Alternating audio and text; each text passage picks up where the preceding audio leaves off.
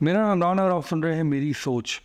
سوچ کو سٹارٹ کرنے کا مقصد یہ نہیں تھا کہ آپ کو ہر وقت بریکنگ نیوز دی جائے، آپ کو ہر وقت خبروں سے آگاہی دی جائے۔ میری سوچ کو سٹارٹ کرنے کا مقصد یہ تھا کہ پاکستان میں ہونے والے واقعات کے اوپر اور دنیا میں ہونے والے واقعات کے اوپر ایک نئی روشنی ڈالی جائے، ایک نئی سوچ سے بات کی جائے، ایک ان بائسڈ اوپینین سے آگاہ کیا جائے آپ کو، اور ایک خبر یا ایک واقعے کے اوپر ایک نیا زاویہ آپ کے سامنے لے کر آیا جائے۔ جو لوگ میری سوچ کو پسند کر رہے ہیں، جو لوگ میری سوچ کو دیکھ رہے ہیں، پلیز کامنٹ میں ہمیں آگاہ کیجیے گا، چینل کو ہمارے سپورٹ کیجیے، لائک کریں، سبسکرائب کریں ہمارے چینل کو۔ بہت شکریہ۔ انگریزی کے اندر ایک کہاوت ہے، you live by the sword you die by the سارڈ۔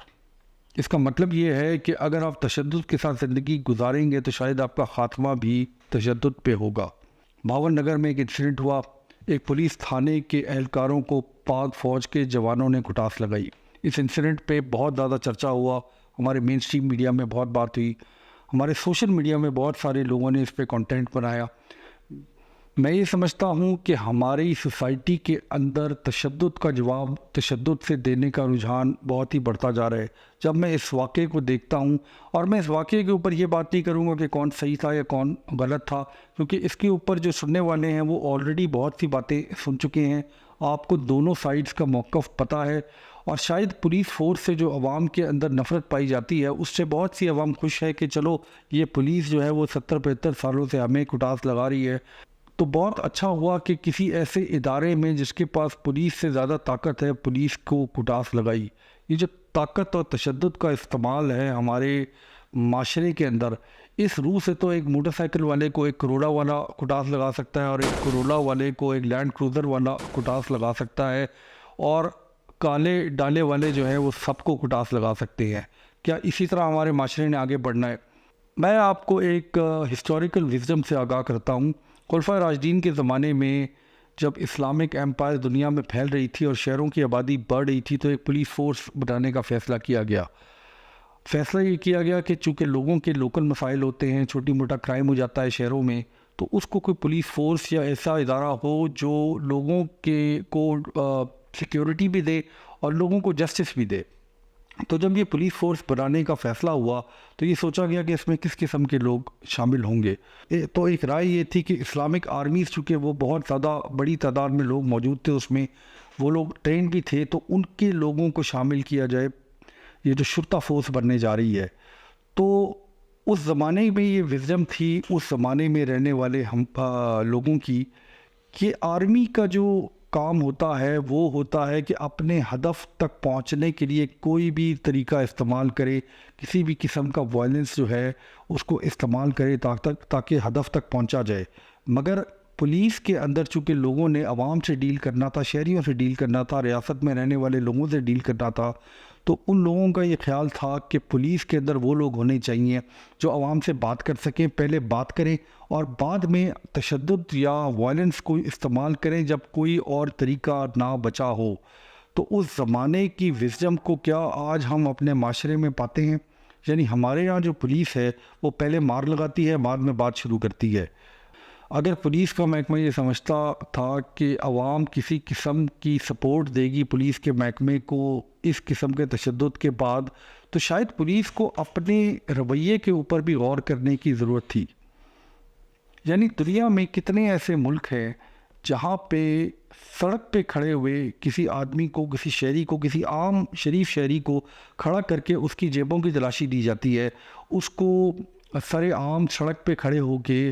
اپنی گاڑیوں کو اور اپنی جیبوں کو اور اپنے کپڑوں کو چیک کرانا پڑتا ہے۔ یعنی مجھے لگتا ہے کہ عراق، سیریا اور افغانستان جیسے ملکوں میں تو ایسے ہوتا ہوگا، مگر دنیا کے باقی مہذب معاشروں میں شاید یہ سسٹم نہیں ہے اب۔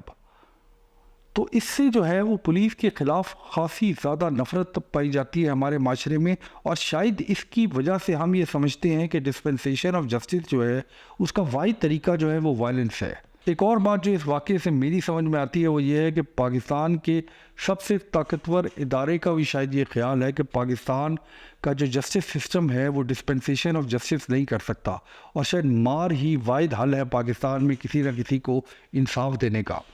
یعنی ان پولیس والوں کو جنہوں نے، اور مجھے یقین ہے کہ پولیس والوں نے زیادتی کی ہوگی، چونکہ ایسے حرکتیں جو ہیں وہ عوام کے ساتھ ہوتی رہتی ہیں، مگر کیا اس کا یہ طریقہ بہتر نہیں تھا کہ ان کو نوکری سے نکالا جاتا یا ان کے اوپر کسی قسم کا کوئی کرمنل چارج بنایا جاتا؟ مگر شاید ہم یہ سمجھتے ہیں، اور ہم سب یہ سمجھتے ہیں، یعنی عوام بھی یہی سمجھتی ہے کہ اگر آپ کے پاس طاقت ہے، آپ کی بندوق جو ہے وہ اگلے سے بڑی ہے، تو اس کو کٹاس لگا دینے سے ہی آپ کا مسئلہ حل ہو جائے گا۔ بہت سے پولیس والوں نے اس واقعے کے بعد کنٹینٹ بنایا سوشل میڈیا پہ، ہم نے دیکھا کہ پولیس والے اپنی وردیاں جلا رہے ہیں، پولیس والے نوکریاں چھوڑے ہیں۔ مجھے ایسے لگتا تھا کہ بہتر یہ نہ ہوتا کہ پولیس والے آ کے سوشل میڈیا پہ یا ٹی وی پہ یہ کہتے کہ ہم آج کے بعد عوام سے بہتر رویہ اختیار کریں گے۔ کیا یہ بہتر نہیں تھا کہ اپنی وردی جلانے کے بجائے لوگوں کو تھوڑی سی عزتیں دینا شروع کر دیتے سڑکوں پہ؟